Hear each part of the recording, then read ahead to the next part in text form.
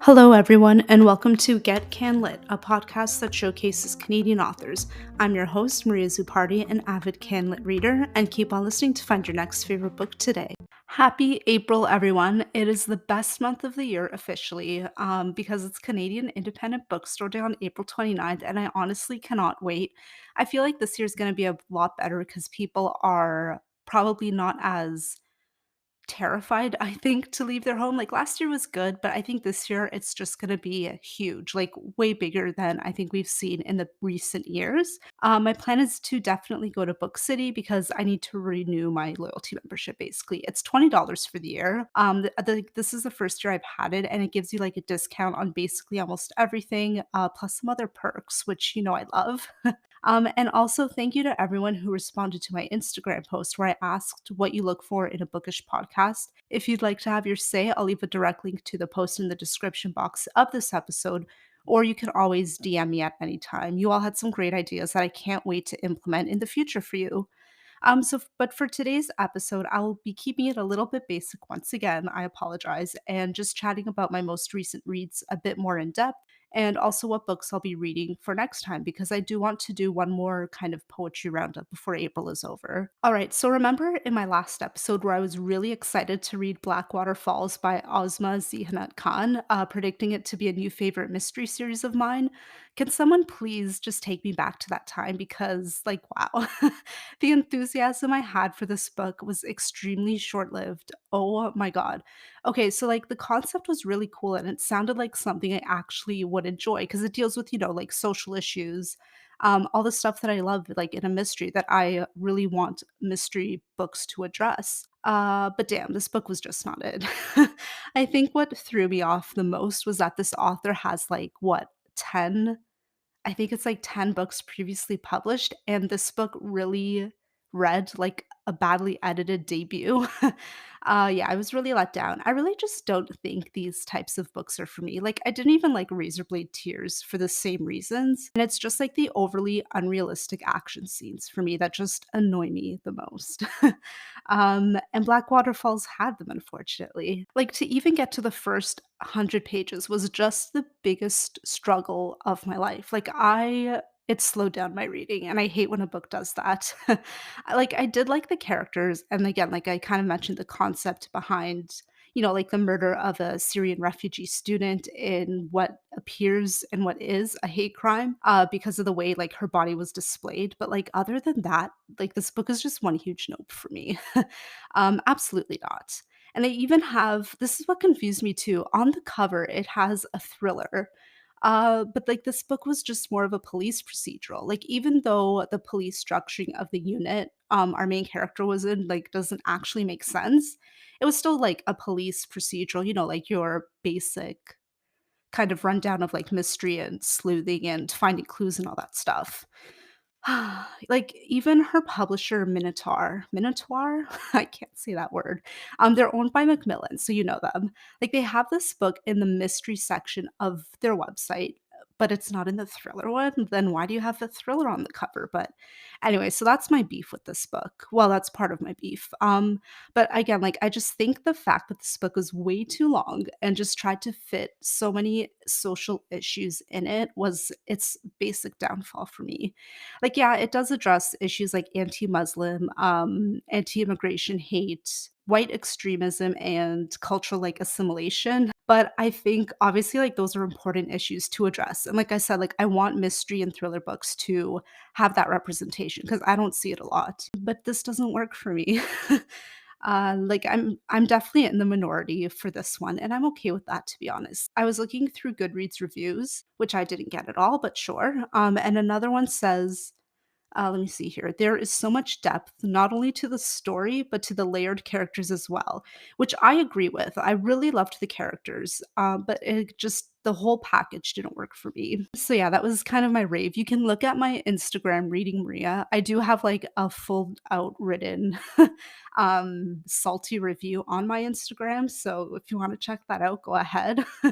But I do encourage you to read this book if, again, like, police procedurals are your thing, you probably will like it more. Again, that was Blackwater Falls by Ozma Zihana Khan, and the second book in the series, called Blood Betrayal, is coming out November 2023. I believe it's this year. But also, I'll leave a link to the new book below. It just look at the cover. Does it not look like some YA fantasy book for you? Like it doesn't fit the whole thriller mystery cover trends I think that we've seen recently. And yeah, of course, like there's like, a good veering away from the cover trends, but then there's a bad veering away from the cover trends, which makes it look like a different genre. And I think that's what the next book, Blood Betrayal, does. So I mean, that's just my honest opinion from the marketing world of books. But okay, moving on to a book I actually did enjoy is one that you would not normally see me reading, but here we are. I borrowed 305 Lost Buildings of Canada by Alex Bozakovic and Raymond Beisinger, and it is exactly what the title says it is. A listicle type of book with drawings of each building talked about from basically around the country. I really enjoyed this. It had so many cool facts, and I especially loved that they included what was in the building's place now. So, like, it would probably usually be like a parking lot or a different stadium, like those kinds of things. Honestly, I only read this book because Queen Books, the bookstore here in Toronto, just posted about it so many times on their Instagram around the holidays. Like, I'd always see it like featured or on their table or something like that. So I guess I just finally decided I wanted to read it. Will I be buying a physical book? Yes, I definitely will. I need this on my shelves because I feel like the physical book would just be so pretty and like, it's just a vibe. I'm also trying to low key like get my dad to read anything because I just feel like he's bored during the day. Like, I don't know. I just feel like if I have this book around, it would be something that he might want to pick up and I can just kind of force him to read it. But I mean, we'll see what happens. So again, that was 305 Lost Buildings of Canada by Alex Bozakovic and Raymond Beisinger, published by Goose Lane Editions, and totally not as boring as you might think it would be. I totally promise. I also tried to read two books to review for you today, but I couldn't finish them in time. But I'll start with the positive, and that is the Canadian Mad Honey by Katie Welch. Now, the book is called Mad Honey, but I just put Canadian in front of it because, there's that other Mad Honey book. The Katie Welch book, it is just so fabulously weird about people on a farm in Ontario somewhere. I think like closer to Almont. I can't say that. I don't know how to say that. Town, city, town, whatever it is. So we have Melissa, who is the farm owner essentially. Well, I mean, she's taken it over while her mom is away, and one of her workers, Beck, just kind of like disappears for 3 months, and then he suddenly returns, and he has no real answer as to where he's been for other people, but he tells Melissa that he was a literal bee since he left. So yeah, definitely very weird canlit sort of story, but like it's cool. I'm really liking it. It did take me a few chapters to really get into it, but once it got going for me, like I've just been devouring it. I'll definitely have my final thoughts for you in my next episode and also a giveaway. So definitely stay tuned for that. And again, that was Mad Honey by Katie Welch, published by Woolsack and Wynne. The other book I couldn't finish on time was Tao Hu by Katuku Titihuya Nutal. Honestly, I had to DNF it basically, just because I refused to go blind reading a book. My eyes are bad enough. Like, I go to the eye doctor once a year instead of, your typical every 2 years. So, yeah, I do not want to be the person who validates every mother in the world who was like, don't read too much because you're going to go blind. So, I don't want to be that person. So, yeah, that's why I DNF'd the book. For context, I got this from NetGalley. House of Anansi is the publisher, and they uploaded like an InDesign file for the book instead of like an actual PDF, which on Kobo, like a PDF isn't exactly like the best reading experience, but at least it's better than an InDesign file. So the problem was there were 2 pages of the book on one tiny Kobo screen instead of one somewhat tiny PDF page on your Kobo screen. So like you can't increase the font size on either file. So it's kind of like a take it or leave it type of thing. But at least like a PDF would be a lot more readable and like a lot easier to concentrate on than what I was reading off of. And that was a shame because I really truly was intrigued by the book. But the reading experience was just absolute garbage. So I stopped reading it and I left a probably not the nicest review on NetGalley because of this. So I think I regret my words now, but oh well, it's fine.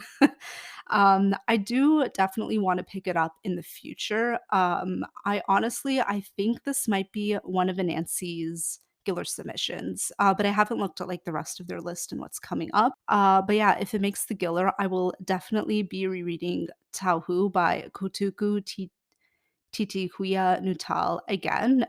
Very lyrical writing. So if you really like that literary fiction type of lyrical esque story, I do recommend it. Based on like the 30% that I read. It took me 30% to convince myself that I cannot go blind reading. So I might as well just stop. All right, so before I wrap up, I did mention how I want to read more poetry this month. And I think like spring is just a really beautiful time to read poetry. Everything's becoming new again. And I don't know, I think I'm just a different reader. Like I read so much last year that like, I think I'm just kind of tired of reading the same genres over and over again. So I'm really taking this opportunity to switch up my reading a bit, but also highlight Canadian authors. So go me.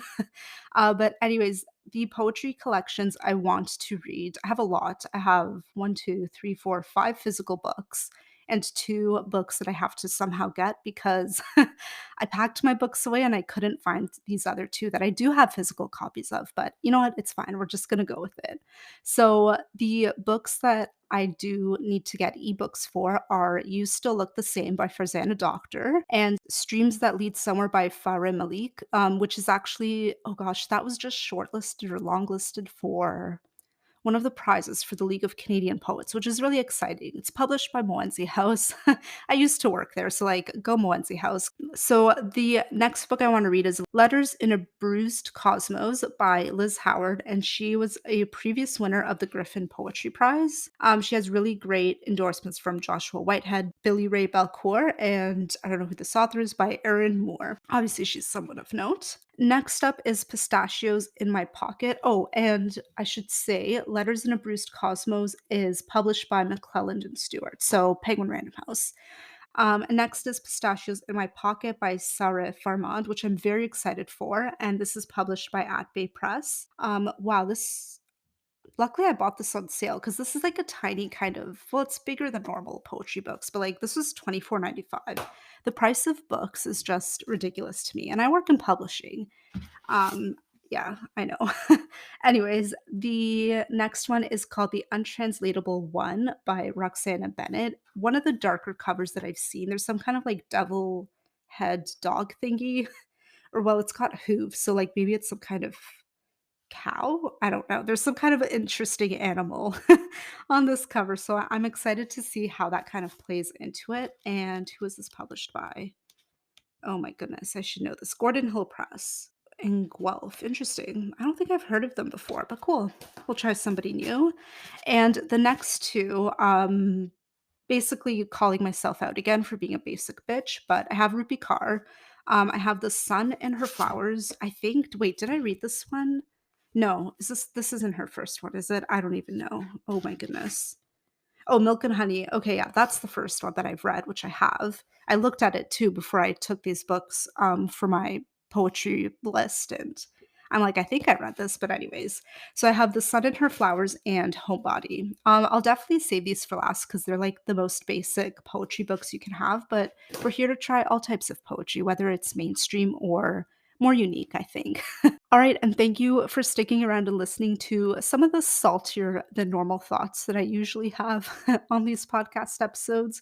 And I will see you for my next one. Have a great week. Thanks for listening to the Get Canlit podcast, a show that's all about what Canadian authors you need to read next. Don't forget to rate, review, and follow on your favorite platform, and watch out for new episodes every other Tuesday. You can find me on social media at Get Canlit Podcast on Instagram and Facebook, and at Get Canlit Pod on Twitter. Thank you, and I'll see you next time.